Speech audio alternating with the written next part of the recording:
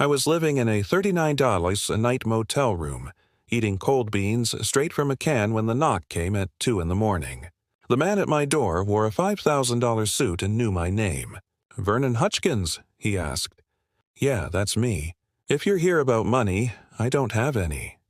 Your ex-wife, Melody, doesn't know I'm here. But what I'm about to tell you will change everything you thought you knew about her cancer, your divorce, and why she really left you. My name is Vernon Hutchkins. I'm 45 years old, and 6 months ago, I had everything. A successful construction company, a house I built with my own hands, 2 beautiful kids, and a wife I'd loved since high school. Now, I live in room 107 of the Sunset Valley Motel, where the walls are so thin I can hear my neighbor crying himself to sleep every night. Sometimes I wonder if he can hear me doing the same.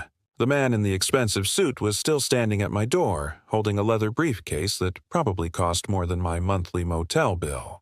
Behind him, the parking lot's flickering neon light made shadows dance across his face. He looked like the kind of man who never had to sell his wedding ring to pay for someone else's medical bills. The kind of man my ex-wife said she wanted instead of me. "May I come in, Mr. Hutchkins? What I have to show you shouldn't be discussed in a doorway." I looked around my pathetic room, the unmade bed, a hot plate on a card table, and boxes of my life stacked against the wall. Not exactly set up for visitors, but something in his eyes made me step aside. "5 minutes," I said. "Then you need to leave."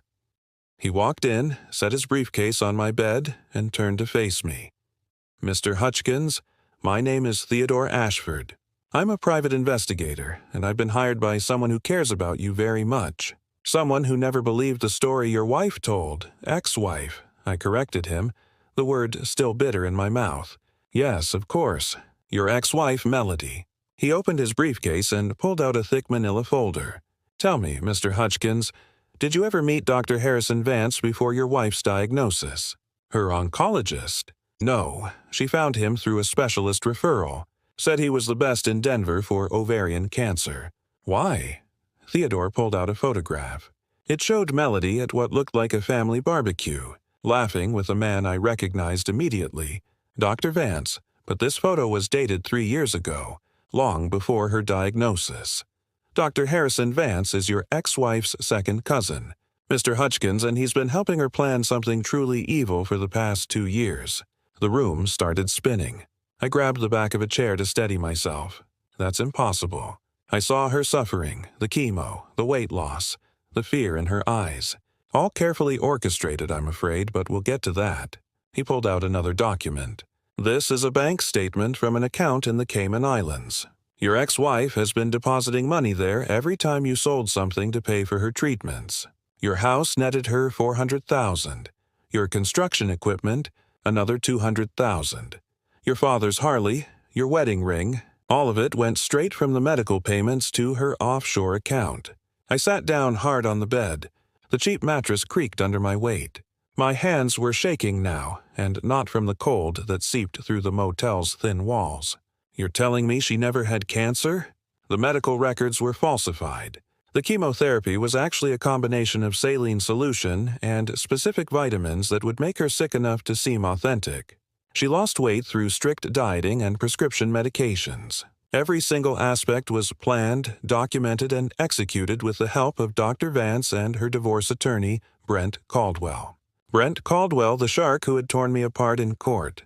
The man who painted me as an unstable, broke failure who couldn't provide for his children. The man who stood next to Melody as she took my kids away. "How long have you known this?" My voice came out as a whisper. "I've been investigating for 6 months. Hired the day after your divorce was finalized." Theodore sat down in the rickety chair across from me. "The person who hired me suspected something was wrong when Melody refused to let them attend any medical appointments. They've been quietly gathering evidence ever since, waiting for the right moment to reveal the truth." "Who hired you?" Theodore smiled for the first time since entering my room. "Your father, Earl Hutchkins. He never believed Melody was sick, Mr. Hutchkins. He said, and I quote, 'My boy would give everything for family, but I'll be damned if I let him lose everything to a lie.'" The tears came then. Hot, angry tears that I'd been holding back for months. My father, who I'd pushed away when he offered help, who I'd been too proud to accept money from, had been fighting for me this whole time. Dad knew. He knew something was wrong.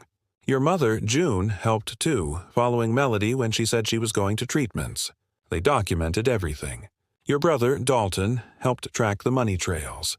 Your whole family has been working to save you, Vernon. You were never alone, even when you felt like you were. I thought about all those nights in this motel room, wondering if my kids, Colton and Piper, would ever forgive me for losing everything, for not being the father they deserved. I thought about Melody's cruel laugh when she told me she wanted a real man, how she'd taken my children and poisoned them against me. And all along it had been a lie. What happens now? I asked. Theodore stood up, straightening his suit. Tomorrow morning at 9 a.m., the FBI will arrest Melody and Brent Caldwell on charges of fraud, conspiracy, embezzlement, and about a dozen other federal crimes. Dr. Vance has already confessed in exchange for a reduced sentence. Your children have been told the truth and are currently with your parents waiting for you to come home. Home? I don't have a home anymore. Actually, you do. Theodore pulled out a deed. Your father bought your house through a trust the day you sold it. He's been maintaining it, keeping your workshop exactly as you left it. He said you'd need it when this was all over. I stared at the deed with my address on it. The house I'd built with my own hands, where I'd raised my children, where I'd thought I'd grow old with Melody. It had been waiting for me all along. Why didn't anyone tell me sooner? We needed ironclad evidence. Your ex-wife was very careful, very smart. One wrong move, and she would have disappeared with the money and possibly the children. We had to wait until we had everything documented, every crime proven beyond doubt. Theodore moved toward the door, then turned back. Your father asked me to tell you something. He said, you did exactly what he raised you to do. You put family first. You sacrificed everything for love. The fact that she exploited that doesn't make you weak, Vernon. It makes her evil. And evil only wins when good men stop fighting. Your fight isn't over. It's just beginning. As he reached for the door handle, I found my voice again. Wait, you said someone knocked on my door and changed everything. But you haven't changed anything yet. You've just told me the truth. Theodore smiled again, broader this time. Mr. Hutchkins, the truth is the most powerful change agent in the world. In 12 hours, your ex-wife will be in federal custody. Your children will be back in your arms. Your business can be rebuilt, but most importantly, you'll know that your family never gave up on you. If that's not everything changing, I don't know what is. He opened the door to leave, then paused. Oh, and Vernon, your father said to tell you that Chester Pike and your old construction crew have been turning down jobs for 6 months, waiting for you to come back. They never believed Melody either. Sometimes the family we choose is just as powerful as the family we're born into. The door closed behind him, leaving me alone in the room 107 with a truth that would reshape everything I thought I knew about the worst year of my life. Before everything fell apart, I had the kind of life other men envied. Not wealthy, but comfortable. Not famous, but respected. I ran Hutchkins Construction in Denver, a company I'd built from nothing but a pickup truck and a toolbox my grandfather left me. We specialized in custom homes, the kind where every detail mattered. My hands had framed hundreds of houses, but the one I was proudest of was my own. I remember the morning everything was still perfect. It was a Thursday in March, and I woke up at 5:30, like always. Melody was still asleep beside me, her dark hair spread across the pillow. 20 years of marriage, and I still felt lucky watching her breathe. She'd left away a note on my nightstand like she did every morning. Coffee's ready. Lunch is in the fridge. Love you, Vern. Downstairs, my son, Colton, was already at the kitchen table. 14 years old and built like I was at that age, all knees and elbows waiting for the rest of him to catch up. He was studying his playbook for spring football practice. Morning, Dad. Can you run plays with me later? After work, buddy. We'll throw the ball around until your arm gets tired. My daughter, Piper, came down next, carrying her violin case like it contained gold. She had my mother's musical talent and Melody's determination. At 14, she was already first chair in the high school orchestra despite being the youngest member. Dad, the spring concert is next month. You'll be there, right? Wouldn't miss it for the world, sweetheart. This was our routine. Breakfast together, everyone talking over each other, Melody packing lunches while reminding us about dentist appointments and soccer practices. I'd kiss everyone goodbye and head to work where my crew would already be loading trucks. Chester Pike, my foreman for 8 years, would hand me the day's schedule. Vernon, we got the Riverside property framing today, and Mrs. Patterson wants to change her kitchen layout again. 3rd time this month, 4th, but who's counting? We'd laugh because that's what you did. You dealt with difficult clients and weather delays and lumber shortages, and you built something beautiful. Anyway, my crew was solid. 8 men who showed up early and stayed late when needed. Men who took pride in doing things right the first time. My father, Earl Hutchkins, would stop by the job site sometimes. 73 years old and still built like a linebacker. He'd run Hutchkins Construction before me, back when everything was done with hand tools and sweat. He'd walk through my projects, running his hand along the framing, checking corners with his practiced eye. Good work, son. Your grandfather would be proud. Thanks, Dad. Your mother wants you all over for Sunday dinner. Don't be late. Sunday dinners at my parents' house were sacred. My mother, June, would cook enough food for an army. My brother, Dalton, would show up with his wife and 3 kids. We'd eat until we couldn't move, then sit on the back porch while the kids played in the yard. Dalton worked as a mechanic. Had grease permanently embedded under his fingernails, but he could fix anything with an engine. Vern, you ever think about expanding? Maybe getting into commercial properties? Nah, I like knowing the families who will live in what I build. It's personal, you know. Melody would help Mom with the dishes, their laughter drifting through the kitchen window. They'd been close since high school when I first brought her home. Mom had pulled me aside that night and said, "That one's special, Vernon. Don't mess it up." I hadn't, or at least I thought I hadn't. The Tuesday that changed everything started like any other. Melody had been tired lately, complained about some stomach pain. I'd been after her to see a doctor, but she kept putting it off. Then she called me at work, crying so hard I could barely understand her. "Vern, I'm at the hospital. They found something. Can you come?" I left Chester in charge and drove to Denver General, breaking every speed limit. Found Melody in the oncology ward, still in a paper gown, mascara streaked down her cheeks. Dr. Harrison Vance stood beside her, tall and serious in his white coat. "Mr. Hutchkins, your wife has stage 3 ovarian cancer. We'll need to start aggressive treatment immediately." The words hit like a sledgehammer to the chest. Cancer. The same thing that took my grandmother, my uncle, Melody's father. I sat down hard in the visitor's chair while Dr. Vance explained treatment options, survival rates, costs. The numbers blurred together. All I could focus on was Melody's hand and mine, trembling like a bird. In the parking garage afterward, she broke down completely. We sat in my truck while she sobbed against my chest, her fingers clutched in my work shirt. "I don't want to die, Vern. I want to see our kids graduate, get married, have babies. I want to grow old with you." I held her face in my calloused hands, looked straight into those green eyes I'd fallen in love with at 17. "Baby, I'd sell my soul to keep you here. We're going to beat this thing. Whatever it takes, whatever it costs, we're going to win." She kissed me then, desperate and frightened. "Promise me, Vern. Promise me you won't let me die." "I promise, Mel. I swear on everything I am, everything I have, you're going to survive this." That night, after the kids were asleep, we sat at our kitchen table with insurance paperwork spread out like a map to hell. Coverage limits, deductibles, experimental treatment exclusions. The numbers were staggering. Insurance would cover $60,000. The rest would be on us. "We'll figure it out," I told her. "The house has equity. The business is doing well. We have options." She squeezed my hand. "I love you, Vernon Hutchkins. I love you too, Melody. We're going to get through this together." Looking back now, knowing what I know, I can see the signs I missed.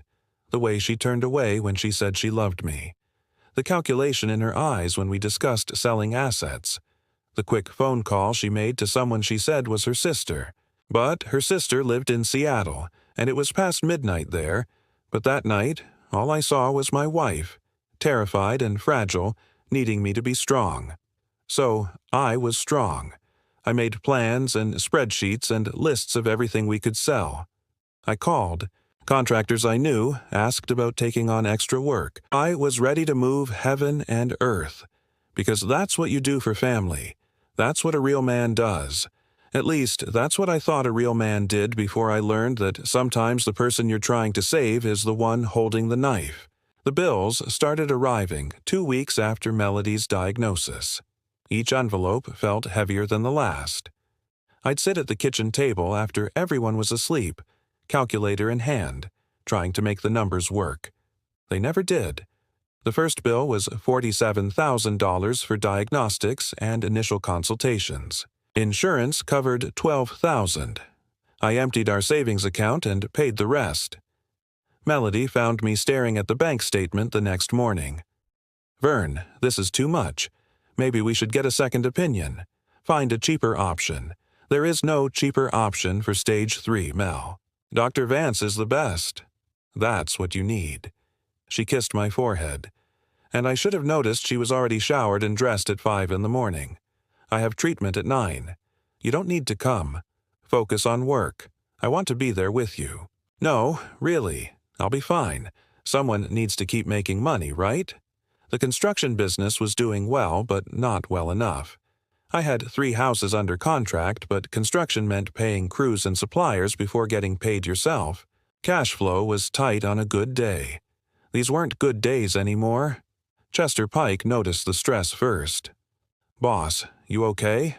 You've been distracted lately. Melody's sick. Chest cancer." His face went white. Chester had lost his wife to breast cancer 5 years earlier. "Jesus, Vern. What do you need?" "A miracle, or about $300,000. Same thing these days." He paused. "I've got $20,000 saved. It's yours. I can't take your money, Chess. You gave me a job when nobody else would right after Beth died. I was a drunk mess. And you took a chance. Take the money, Vern. I took it. Pride is expensive when your wife is dying."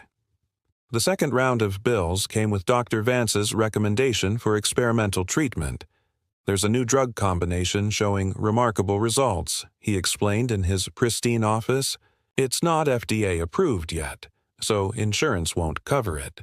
But I've seen tumors shrink by 70%. "How much?" Melody asked, gripping my hand.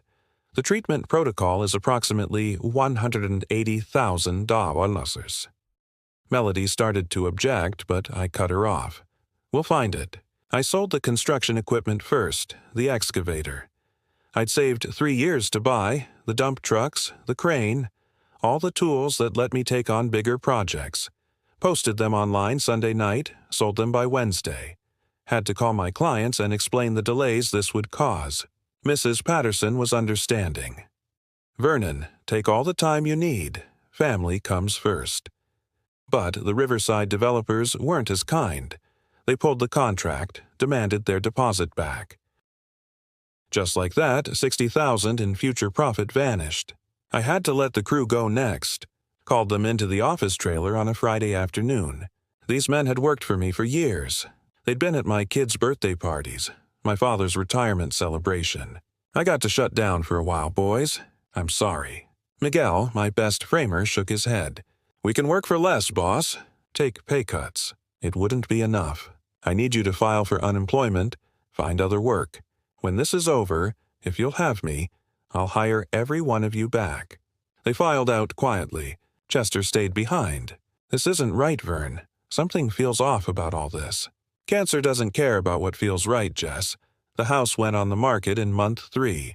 The house I'd built with my own hands where every wall held a memory. Colton found me standing in the workshop I added the year he was born. "Dad, are we really moving?" "It's just temporary, son. When Mom gets better, we'll build another house. A better one. I don't want a better one. I want this one." So did I, but the house sold in 2 weeks. $420,000. After paying off the mortgage, we cleared $300,000.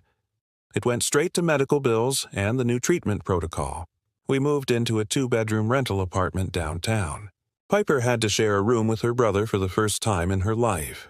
She didn't complain, at least not to me, but I heard her crying at night through the thin walls. My father came by the apartment one evening, saw me packing up my tools to sell. "Vernon, this has gone far enough. Let me help. Dad, you and Mom need your retirement money. We need our son more. Your mother agrees. We can give you $50,000. I won't take it." He slammed his hand on the table, something he hadn't done since I was a teenager. "Damn your pride, boy. You're drowning and won't take a life preserver. My wife, my responsibility. Your family, our responsibility. That's how this works." But I wouldn't budge. Looking back, I wish I had. It would have saved more than money. The wedding ring was the last thing to go. 3 Carats Platinum Band bought when I landed my first big construction contract. I'd promised Melody she'd never have to take it off. Now I was taking mine off at Goldman's pawn shop on Kfax Avenue. Mr. Goldstein, who'd known my family for 40 years, looked at it sadly. "Vernon, this ring has a story. Your grandfather bought the original band from my father in 1955. You had it reset for Melody. How much can you give me?" "It's worth $8,000. I'll give you 15. I can't take charity, Mr. Goldstein. It's not charity. It's an investment in a good man having a bad year." I took the 15,000, added it to the 10,000 I got for my father's Harley, which I'd sold without telling him. That covered another month of treatment. Meanwhile, Melody was getting better, at least physically. The weight she'd lost made her cheekbones sharp, but her color was returning. Dr. Vance showed us scans where the tumors had shrunk dramatically. "The treatment is working better than expected," he announced. "I think we're looking at full remission within 2 months." Melody cried with relief. I felt nothing but exhaustion. We'd won, but at what cost? I was down to nothing. No business, no house, no savings. But she was alive. That was supposed to be enough. My brother Dalton pulled me aside at Sunday dinner. "Vern, something's not right. Melody seems different. She's been through hell, Dal." "No, it's something else. The way she looks at you, like she's disappointed or something. You're imagining things." But he wasn't. I just couldn't see it yet. Or maybe I didn't want to see it. When you've given everything for someone, you can't afford to question if they were worth it. That kind of thinking could drive a man insane. The same week Dr. Vance declared Melody cancer-free, she started getting text messages that made her smile. When I asked who she was talking to, she said it was her support group. "They understand what I've been through," she said, not looking at me. "You wouldn't get it. I should have known then." The woman who'd shared everything with me for 20 years suddenly had secrets. But I was too tired to fight, too broke to think straight, and too relieved she was alive to question the distance growing between us. 6 weeks after Melody's final clear scan, I came home from a day labor job to find suitcases in our bedroom. She was folding clothes with the kind of precision she used when she was angry. The apartment smelled like her expensive perfume, the one she'd stopped wearing during treatment but had suddenly started using again. "Mel, what's happening? Are we going somewhere?" She didn't look up from her packing. "I'm leaving you, Vernon." The words didn't make sense. I just spent 14 months selling everything I'd worked for to save her life. We'd won. She was cancer-free. We were supposed to rebuild together. I don't understand. And is this about the money? I'll build it back, Mel. Give me time. She finally looked at me, and her eyes were cold as January ice. "Look at yourself, Vernon. You're pathetic. Working day labor like some illegal immigrant living in this dump, wearing the same 3 shirts because you sold everything else. I sold everything to save your life. And that's exactly the problem." She laughed, and it was a sound I'd never heard from her before. Cruel, sharp. A real man wouldn't have lost everything.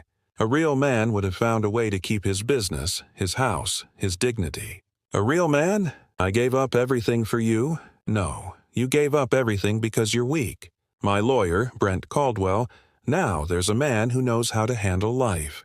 He saw my potential, saw what I could become without you dragging me down. Brent Caldwell. I knew that name. He was the divorce attorney with the billboard on I-25. The one that said, "Take him for everything he's worth. You're having an affair." It's not an affair when the marriage is already dead, Vernon. It died the day you sold our house. Maybe before. I watched you scramble and beg for money. Saw you graveling to that pawnshop owner. Watched you fire your crew like a coward. It was disgusting. My hands were shaking now. I was trying to save your life. Well, congratulations. You saved it. And now I'm going to live it properly with someone who isn't a complete failure. The divorce papers were already drawn up. She handed them to me like she was giving me a work invoice. Brent says you'll need to get your own lawyer, though I don't know how you'll afford one. I'm seeking full custody of the children, spousal support, and half of any future earnings from your construction business when you rebuild it. You can't take my kids, Melody. I can, and I will. They need stability, Vernon. Not a father who lives in motel and works under the table for cash. My brother Dalton arrived within an hour of my call. He found me sitting on the apartment steps, divorce papers still in my hand. He read through them, his face getting redder with each page. This is insane, Vern. She can't do this. You saved her life. Apparently, that makes me weak. We're fighting this. I'll call every lawyer in Denver if I have to. But lawyers cost money and I had none. Legal aid assigned me a public defender named Patricia Moss, fresh out of law school and overwhelmed with cases. She reviewed my financial documents with the enthusiasm of someone reading a grocery list. Mr. Hutchkins, you have no assets, no steady income, and you're living in a space that wouldn't meet custody requirements for two teenagers. Mrs. Hutchkins has already moved into a 4-bedroom house in Cherry Creek with Mr. Caldwell. He's her divorce lawyer and now her fiancé, according to these documents. It doesn't look good. The custody hearing was 3 weeks later. I wore my only suit, the one I'd kept for funerals. Melody showed up in designer clothes I'd never seen before. Brent Caldwell at her side like he'd already won. Judge Morin Thornton presided. She was known for being fair but strict about children's welfare. Melody testified first, painting a picture of me as unstable, financially irresponsible, possibly depressed. He sold our family home without truly consulting me, she told the judge. Tears, perfectly timed. He made reckless financial decisions that left our children without stability. I'm concerned about his mental state. When my turn came, I tried to explain. Your Honor, I sold everything to pay for Melody's cancer treatment. The medical bills were over $300,000. And where are those medical records? Caldwell interrupted. My client's health information is private, but I can assure the court she would have survived with standard treatment. Mr. Hutchkins chose to pursue excessive measures that bankrupted the family unnecessarily. Excessive. She had stage 3 cancer. Judge Thornton called for order. Then came the worst part. My children were brought in to testify. Colton wouldn't meet my eyes. Piper stared at her hands. Would you prefer to live with your mother or father? The judge asked. Colton's voice was flat, rehearsed. Mom's house is better for us. Dad can visit, but we need stability. Piper just nodded, tears streaming down her face. I wanted to scream that their mother had coached them, threatened them. But I had no proof. Patricia Moss didn't object to anything. She seemed defeated before we'd even started. The ruling was swift. Given Mr. Hutchkins' current financial situation and living arrangements, I award full custody to Mrs. Hutchkins. Mr. Hutchkins will have supervised visitation every other weekend. Additionally, he will pay $500 monthly in child support and 30% of any future earnings exceeding $40,000 annually for spousal support. Your Honor, I don't even have $500. Then I suggest you find employment quickly, Mr. Hutchkins, or face contempt charges. Outside the courthouse, Melody walked past me with the kids. Colton tried to stop, but she pulled him along. Don't make this harder than it needs to be, she said loudly enough for everyone to hear. Brent Caldwell stopped beside me. You should have just let her go when you had the chance, Vernon. Some men aren't meant to play in the big leagues. I loved her, and that was your first mistake. Love is for people who can afford it. That night, I moved into the Sunset Valley Motel, $39 a night, paid weekly. The owner, Mrs. Chen, had kind eyes and didn't ask questions when I paid in wrinkled cash. Room 107, she said, handing me the key. It's quiet. You look like you need quiet. The room smelled like cigarettes and failure. One bed, one chair, a TV that got 3 channels. I sat on the bed and called Dalton. I lost everything, Del. My kids, my wife, my entire life. You didn't lose everything, Vern. You're still here. And as long as you're here, you can fight back. With what? I have nothing left to fight with. You have us, me, Mom, Dad. We're not giving up on you. But sitting in that motel room looking at the water-stained ceiling, I'd given up on myself. I'd done everything right, everything a good man was supposed to do. And it had all been for nothing. Melody was living in a mansion with her lawyer. My kids thought I was a failure, and I was eating canned beans in a motel that rented rooms by the hour. 3 weeks passed in a blur of day labor and silence. I stopped answering my family's calls, stopped hoping things would get better. I existed, nothing more. Then came the knock at 2 in the morning that would change everything. The knock that would reveal the truth behind the lie I'd been living. The knock that would prove my father had been fighting for me all along, even when I'd been too proud and too broken to see it. Theodore Ashford's revelations about Melody's fake cancer hung in the motel room. Air like smoke from a fire I couldn't see. I stared at the documents spread across my bed, each one more damning than the last. Bank statements from the Cayman Islands. Text messages between Melody and Dr. Vance planning appointment. Times when I wouldn't be able to attend. Photos of her with Brent Caldwell dated 2 years ago, long before her diagnosis. This can't be real, I said, my voice. I saw her suffer. The vomiting, the weight loss, the fear in her eyes. Theodore pulled out a medical report. IPAC syrup induces vomiting. Phentoin causes rapid weight loss. Anxiety medications create realistic panic symptoms. Dr. Vance prescribed all of these under the guise of managing treatment side effects. Your wife was essentially poisoning herself just enough to seem sick while you destroyed your life to save hers. I stood up too fast and the room spun. I need air. There's more, Mr. Hutchkins. More? What more could there possibly be? Theodore handed me a transcript. This is a recorded conversation between Melody and Caldwell from 3 days before she asked for the divorce. Would you like me to read the relevant portion? I nodded, unable to speak. Theodore's voice was steady as he read. Caldwell says, "Is Vernon suspicious?" Melody responds, "He's too exhausted to think straight. The fool sold his wedding ring yesterday. Actually cried at the pawn shop. According to Mr. Goldstein, Caldwell laughs and says, 'Perfect. File the papers Monday. By the time he figures anything out, we'll be in Bermuda with his money.'" The rage hit me like a physical force. I punched the wall, leaving a hole in the cheap drywall. My knuckles bled, but I didn't feel it. They laughed about it. She watched me sell my grandfather's ring and laughed about it. Your father suspected something when Melody refused to let him visit during treatments. She claimed it was too emotional for her. But your father knew better. He hired me 6 months ago. 6 months. I've been living in this hellhole for 6 months. We needed ironclad evidence. Your ex-wife was very careful. One wrong move and she would have disappeared with the money and your children. We had to build an airtight case. Theodore pulled out his phone and showed me a video. It was Dr. Vance in what looked like an FBI interrogation room.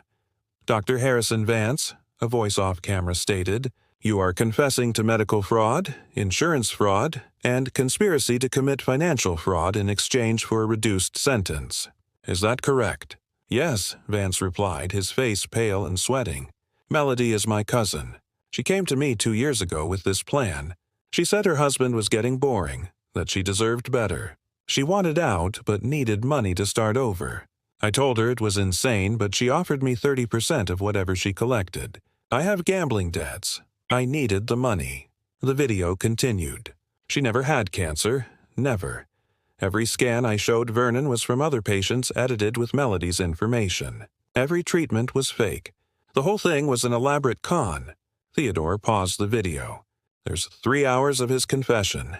He details everything, including how Melody started her relationship with Caldwell before the fake diagnosis. Caldwell actually gave her the idea after handling another client's divorce where the spouse had cancer. I sat back down on the bed, my head in my hands. "My kids, oh God, my kids think I'm a failure." "About that," Theodore said, pulling out another document. "Your father has been meeting with them secretly. 2 weeks ago, he showed them some of this evidence. They know the truth now, Vernon." "What?" "Your son, Colton, called your father after finding his mother shredding documents. He knew something was wrong. Your father told them everything. They're at his house right now, waiting for you, but the custody order says I can't see them without supervision." Theodore smiled. That custody order is about to become irrelevant.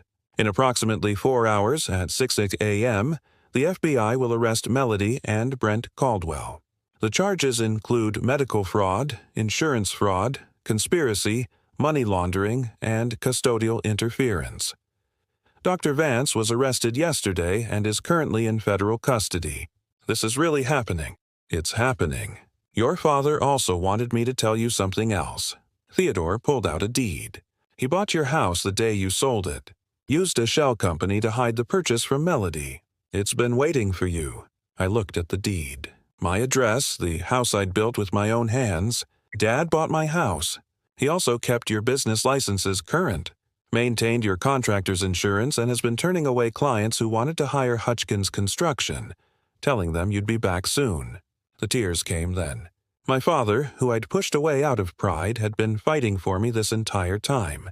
"There's one more thing," Theodore said. "Chester Pike and your construction crew have been meeting at your father's house every Sunday.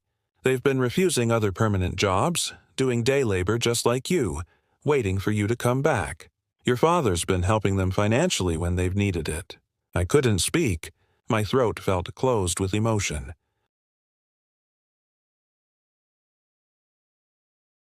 Theodore stood to leave. "Your father wanted me to give you this." He handed me car keys. "Your truck is in the parking lot. He's been maintaining it. There's also this." It was a business card for Theodore Ashford, private investigator. On the back, in my father's handwriting, "Son, a man isn't measured by what he loses, but by what he's willing to sacrifice for family. You sacrificed everything. Now, let your family help you rebuild. No more pride. Just come home." "Dad, Mr. Hutchkins," Theodore said at the door, "your ex-wife thought she broke you. She thought you were weak for giving everything to save her, but she never understood that your strength wasn't in what you owned. It was in what you were willing to lose for someone you loved. That's not weakness. That's the kind of strength most people will never have." After he left, I sat in the darkness of room 107 for an hour, processing everything. Then I got up, showered, put on my last clean shirt, and walked out to the parking lot. My truck was there, gleaming under the streetlight.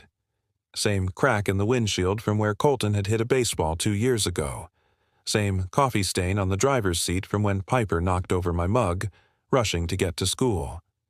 I drove to my father's house as the sun came up. The entire family was on the front porch. Colton and Piper ran to the truck before I could even park. "Dad," Piper sobbed against my chest, "we're so sorry. Mom made us say those things in court. She said she'd send us to military school if we didn't." Colton, trying to be strong but failing, hugged me harder than he ever had. "I knew something was wrong, Dad. The way Mom laughed about selling the house, it wasn't right. Grandpa showed us the truth. She's evil, Dad. She's actually evil." My father stood on the porch, my mother beside him. He looked older but satisfied like a general who'd finally won a long war. "Son," he said simply. "Dad, I don't know what to say." "Then don't say anything. Just come inside. Your mother made breakfast. Your crew is on their way over and we have a business to rebuild. But first, we eat. You look like hell." As we walked inside, my phone rang. Unknown number. "Mr. Hutchkins, this is Agent Sarah Coleman with the FBI. We have Melody and Brent Caldwell in custody. We'll need you to come to the federal building this afternoon to give a statement." "Are they going to prison, Mr. Hutchkins?" "With the evidence we have, they're both looking at 15 to 20 years minimum. The money has been frozen and will be returned to you as restitution." I hung up and looked at my family. They got her. My mother started crying. Dalton whooped and punched the air. My father just nodded. "Justice," he said quietly. "Now we rebuild." 6 months after that morning at my father's house, I stood in my rebuilt workshop, running my hands over the same workbench where I taught Colton to use a hammer. The FBI had been thorough. Melody got 12 years federal prison for fraud, conspiracy, and money laundering. Brent Caldwell got 15 years plus disbarment. Dr. Harrison Vance lost his medical license and got 8 years. The court ordered full restitution, though most of the money was gone. What they recovered went toward rebuilding my business. But the money wasn't what mattered. What mattered was the Saturday morning I was living right now with Colton and Piper working beside me on a custom bookshelf for their grandmother. "Dad," Piper asked while sanding a shelf board, "how do you trust anyone after what Mom did?" I thought about that question a lot these days. You know what your Grandpa Earl taught me? Trust, but verify. I trusted your mother completely.